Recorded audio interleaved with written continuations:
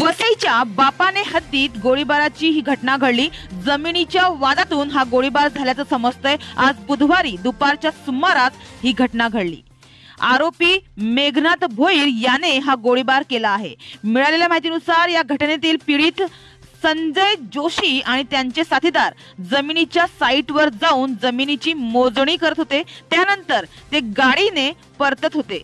तेवढ्यात गाडी थांबवून आरोपी मेघनाथ भोईर याने गोळीबार केला। या गोळीबारात 7 जण जखमी झाल्याची प्राथमिक माहिती आहे।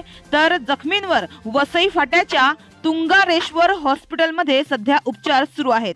तर पोलिसांनी देखील घटनास्थळी पंचनामा केला आहे। पोलिसांकडून पुढील तपास सुरू आहे। राज्यात गोळीबाराचं सत्र सुरूच आहे। पुण्यानंतर आता वसईत गोळीबाराची घटना घडली आहे। वसईच्या बापाने परिसरात गोळीबाराची घटना घडली। दिवसाढवळ्या झालेल्या या गोळीबारानं वसईत खळबळ उडाली आहे। या गोळीबारात 7 जण जखमी झाल्याची प्राथमिक माहिती आहे।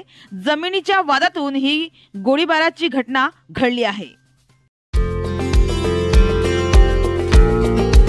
हमारे चैनल को अभी सब्सक्राइब करें और बेल आइकन दबाना न भूलें। धन्यवाद।